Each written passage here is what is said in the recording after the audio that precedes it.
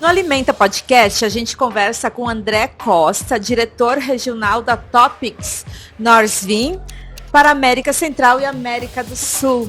Seja bem-vindo, André. Obrigado, Samara. A Topics, que é a única empresa de genética suína presente no Alimenta 2025, primeira edição do evento.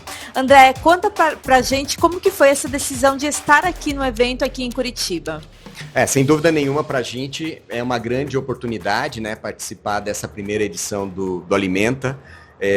Superou as nossas expectativas, né, tanto pela quantidade, mas também pela qualidade do público presente nesses 2 dias. A gente pôde acompanhar, né, tanto as palestras técnicas, quanto também as palestras, né, de ex-ministro da Agricultura, ex-ministro da Economia, que enriqueceram muito, né, como está o cenário, né, do Brasil, não só em relação ao aspecto econômico, mas também em relação ao aspecto do agronegócio em geral. E para nós da Topics Norsvin, sem dúvida nenhuma, ter essa oportunidade de participar do Alimenta vem de encontro à nossa estratégia de estarmos sempre presente junto a esses eventos, junto a essas atividades, podendo, né, participar desse processo todo que é tão importante para a cadeia de produção de suínos e, claro, né, estar juntos, né, estar próximo dos nossos clientes. E André, qual que é o cenário hoje da suinocultura, principalmente a questão genética aqui no Brasil, né? E partindo um pouco mais para a sua área, da sua diretoria América Central e América do Sul. Sem dúvida nenhuma, a genética de suínos tem se desenvolvido muito nos últimos anos, né? Utilizando tecnologia de ponta, desde a utilização da genômica, né? Que é entender o DNA do animal para poder utilizar essa informação na seleção desses animais, quanto à utilização de novas tecnologias para a avaliação das características que são de importância econômica, desde o uso de uma tomografia computadorizada para poder, né, analisar toda a carcaça do animal sem a gente precisar abater esse animal, como a utilização também de imagens para a gente poder também entender o comportamento do animal. Então, hoje, né, o Brasil, sem dúvida nenhuma, é um país bastante importante na produção global de suínos, né, não só pelo seu mercado consumidor, nós somos 210 milhões de habitantes, mas também pelas condições que nós temos, né, de produção de suínos, né, relacionado à qualidade genética do nosso plantel, já que hoje o Brasil está conectado, né, com os principais países que desenvolvem, né, essa genética, e hoje a gente importa esse material com frequência, permitindo que a gente esteja constantemente atualizando a qualidade genética dos nossos animais. Mas o Brasil, ele tem um papel fundamental também na América do Sul, principalmente como um hub de exportação de material genético, dado que hoje nós temos uma condição sanitária extremamente privilegiada, né, e que permite que a gente possa ir atingindo e exportando material genético para vários países, né, e a gente tem as empresas de genética, assim como o governo do Brasil, tem trabalhado muito nesse sentido. A gente teve uma evolução da suinocultura nos últimos anos, décadas, assim, que é impressionante, né? E o que a gente pode esperar desse futuro, dessa atividade mais relacionada à genética? Sem dúvida nenhuma, a genética, frente a esse desenvolvimento como um todo, a gente tem olhado muito três grandes pilares, né?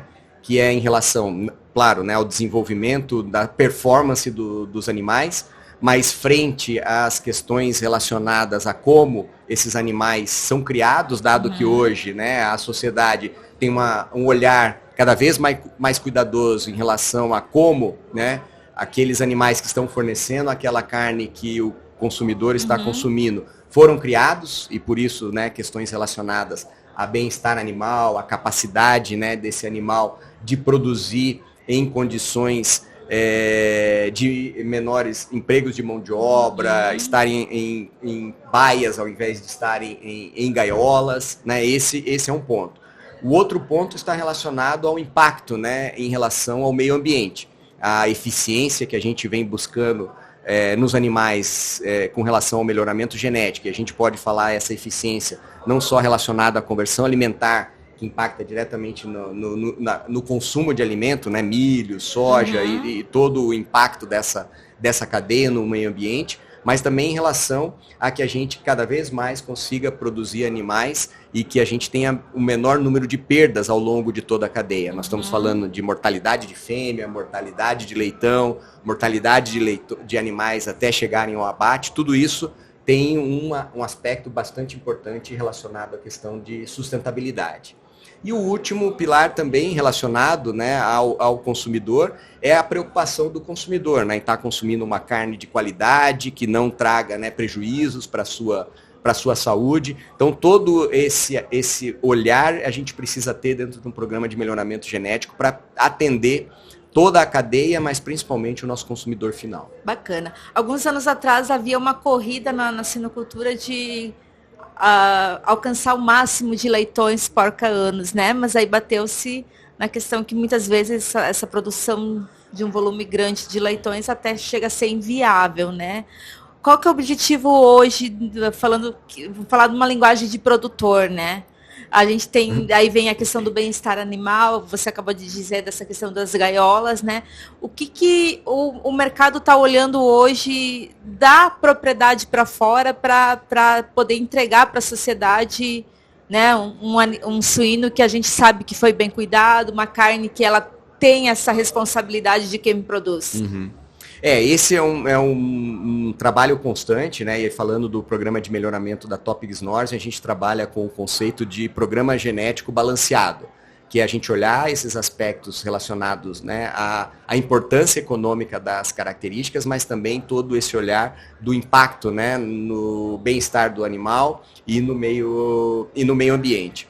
Então a gente tem um conceito dentro do programa de melhoramento genético da Topigs Norte, que é todo leitão nascido tem que ser desmamado. Então vem em relação a isso que você está falando. Então a gente continua buscando uma maior produtividade, um maior número de leitões, mas isso precisa vir acompanhado da capacidade dessa fêmea, né, que vai parir essa quantidade de leitões, de criar esses leitões e desmamar esses leitões. Né? E para isso a gente vem selecionando, né, outras características como número de tetos, capacidade de produção de leite da fêmea, porque não adianta nascer muito e desmamar o mesmo número, porque esses animais se perdem, ou a gente tem que trabalhar, né, com outras alternativas como aleitamento artificial, mãe de leite, aquilo que vai trazer hoje um maior custo para o produtor, um maior uso de mão de obra, e que a gente sabe que esse também é um desafio, né? Hoje os animais precisam ter a capacidade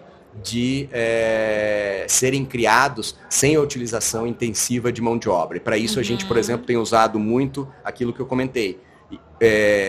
Estudo de imagens, né, nos animais na maternidade, né, como que a fêmea se comporta, como os leitões se comportam, na creche, na terminação, de maneira que a gente selecione também esses animais de acordo com o seu comportamento. Né? André, o senhor esteve ontem já na abertura do Alimenta, né? Qual que é a percepção, essa primeira percepção do evento?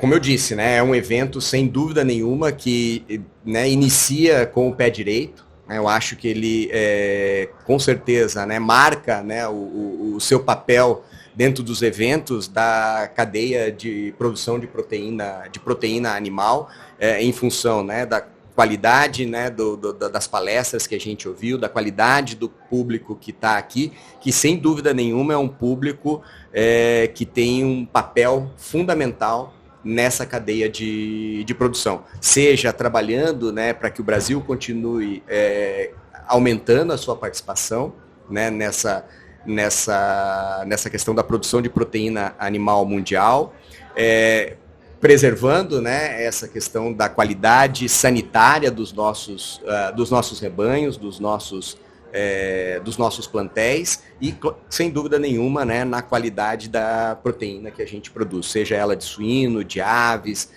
de bovino ou de peixe. Ok, muito obrigada ao André pela participação aqui no Alimenta Podcast. Eu que agradeço pelo convite. Muito obrigado, Samara. Perfeito.